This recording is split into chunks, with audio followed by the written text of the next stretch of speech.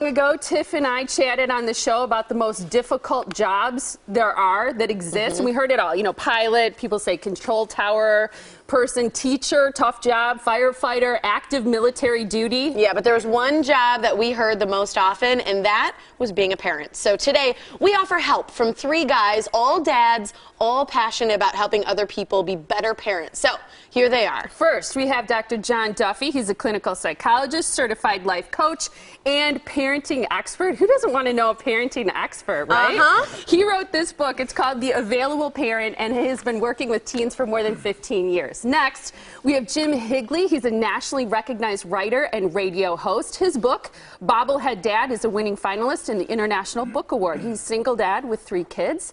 Jeff Wenzler is the founder and director of a character and leadership development program for young people.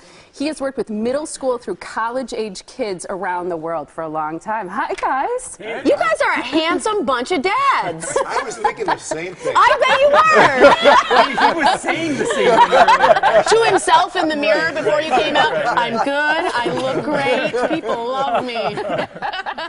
little It's Stuart nice to have you guys. Yeah. Saturday Night Live skit going on. Well, thanks for being here. You know, you guys are all parenting experts, and we heard it resounding. That was the answer on Facebook, that the hardest job that people feel they could ever have is being a parent. And you guys are putting on this event, which we'll talk about more in general, but 3D parenting is the name of it. What is a 3D parent? What does it mean to take on that type of parenting? Oh, and first we want to say, because our producer will get mad at us if I don't say this, hold on one second, Jot.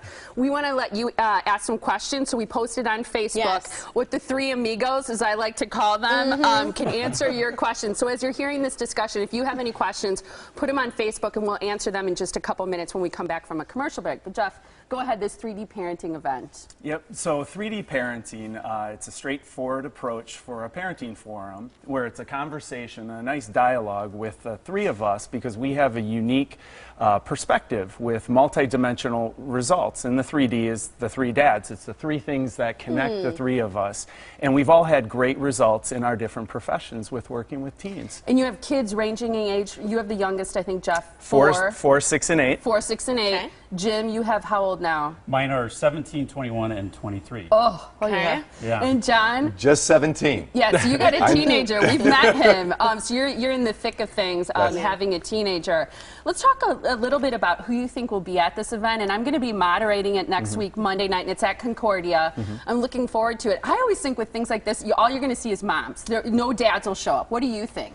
You know, traditionally, I think that's exactly it, that there usually are an overwhelming presence of moms. But we also believe that as 3 fathers and 3 dads that professionally work with young people and with parents, that might be enough to encourage some more men to participate in this type of discussion. Not where we're lecturing, but where we're having a good dialogue. So Starting Point Ozaki and Positive Parent Involvement along with Concordia have teamed up with us and said, we'll help you get the word out to get more people at this type of an event. I think it's great, and I think it's interesting to find men who've really focused their lives and their careers on parenting. You don't always see that, and I think it's a really positive step forward for a lot of men who are doing that in their lives and for you guys in your lives. Why did you decide to choose to focus your lives and your careers on being a parent and helping others be better parents? Jim? Well, for me, I had a midlife crisis, and that midlife crisis was called cancer.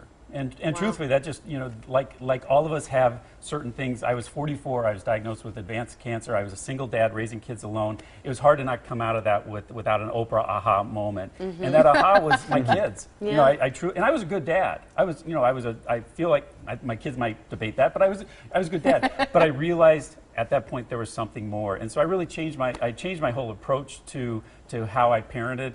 And that's where I am now. You know, it's a journey. What would be something specific? If you changed your approach, what is something that changed? Number one thing, not to discourage people from coming, because this is a really important thing that I'll give away at the event next week. But the number one thing I learned, truthfully, is we don't have to fix everything for our children all the time. In fact, we shouldn't fix everything for our kids. And that for me was a real big revelation coming out of corporate America, where my job every day, 9 to 5, was to solve problems, strategize, give people directions. With kids, there's a huge value in listening and letting them work their way through the mud.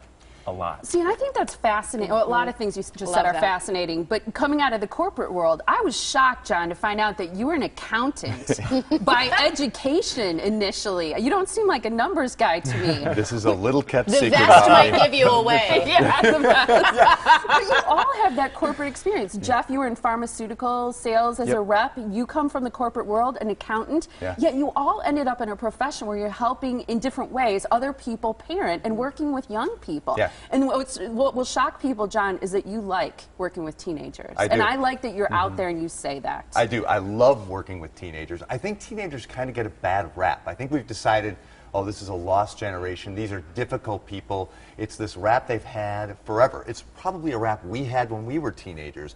But they're really remarkable when you get to know them. And I think as, you know, loving, well-intentioned parents, sometimes we miss that because we get anxious trying to make things perfect, like Jim was saying a moment ago. Well, yeah, and you know, Jim, it's like with younger kids, and Jeff's probably felt this a little bit with an 8-year-old. If my kids leave their lunch, I want to start crying, especially if it's later in the day and I can't bring it to school. And our principle's clear. If they leave their band instrument at home or their lunch or their homework, leave it at home. It's their responsibility. Now, your kids are a little older and you have a teen, John. I do. Isn't it hard to let kids fail? Because I know you feel passionate about this too, Jeff, letting kids fail. It's really hard, but what better time, what other time, what choice do we have but to let them fail while we've still got them, while we can be available as guides and consultants to them, as opposed to 5-10 years from now when they are on their own. And if they fail, they are going to hit the ground hard. Now they've got us. If they need us, they've got us. But it's still their competence. It's not ours. It's not us running that band instrument over. They've got to figure out, okay, how do I accommodate for this during the day? It's interesting, too, to me how deep parents take that. I'm not a parent, so I'm kind of the single woman out here, you know, for some of the things that you say. But Yeah, my Tiff mom would be like, hey, they forgot their lunch, no big whoop. I'm really great at telling parents what to do, but but my mom was just here for 8 days, and we had, you know, I've had conversations with her over the past years about certain things that she felt if she could only have helped me with that. She holds those things that she feels oftentimes, why didn't I just help her? I could have saved that heartache for her, but she won't. And so, John, with that too, and you as well, Jeff, what do you think is the biggest mistake? You know, we heard what Jim's is. What kind of mistake do you think is the biggest one that parents make? And is it that? Is it the failing? To my thinking, it is that we get so anxious about failing that we lecture at our kids instead of You've listening said that, to them. that's right. So we talk at them and we think, I have a very narrow window to get this message through to them, so I'm going to keep talking and talking and maybe they'll hear it, instead of letting them do and fail and figure it out. You know, I 100% agree. And the other thing I would add to that is I think so many of us parents place our value on our children. And so we want our kids to succeed so much because it makes us look good or feel good. And that's a real problem that we have to address as parents. We're not our kids. Our kids are their own people. Closing thought on that, Jeff, and then we're going to take a break. Yeah, each one of our kids, you know, has a vocational call. There's something that is unique to them, and somehow we have to let that unfold, to let that unpack. And honestly, what brings you joy, what are you good at, and where is there a need in the world? Those are 3 things I stress to all the teens that I work with so that they can connect some dots and say, this is what I'm good at, this is what brings me joy, and this is where it actually plays out in the world. I love that. Giving teens a too. sense of purpose. I just had that conversation with my nephew this last Friday, and it's so important. We're going to have you guys stick around. We posted on Facebook, as Molly said, that the 3 amigos, as she likes to call them, are going to answer your questions after the break. What do you want to know about dealing with a teenager or tween or 20-something in your house? We'll have a chance to answer your questions when we come back.